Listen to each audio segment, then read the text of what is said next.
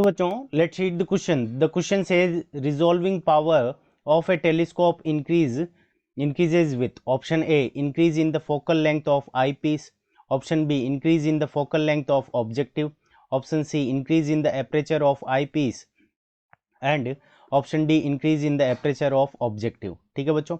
सो इस क्वेश्चन को करने के लिए हम की कंसेप्ट लगाएंगे. सबसे पहले की कंसेप्ट के अंदर हम देखेंगे कि जो रिजॉल्विंग पावर होता है उसका मतलब क्या होता है. ठीक है बच्चों. सो रिजॉल्विंग पावर की अगर हम डेफिनेशन देखें तो वो डेफिनेशन क्या हो जाएगी हमारी रिजॉल्विंग पावर की. It is an ability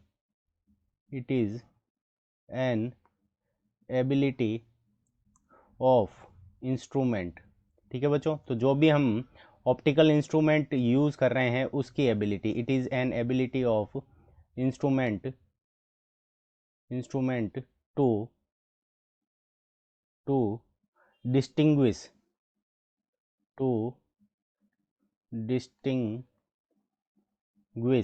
it is an ability of instrument to distinguish between two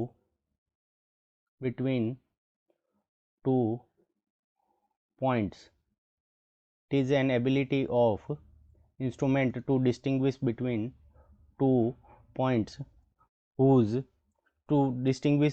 2 points clearly whose angular separation is less. Whose angular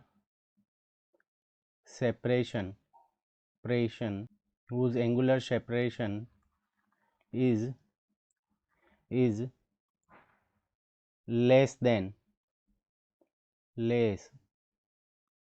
than an eye can observe.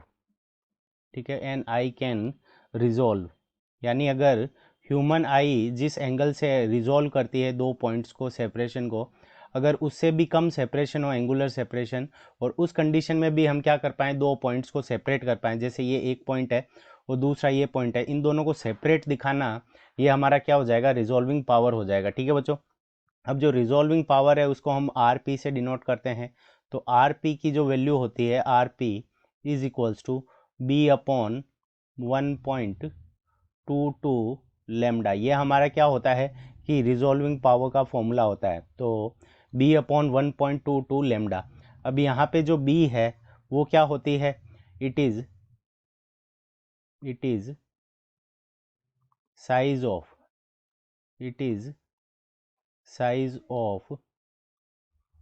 Objective.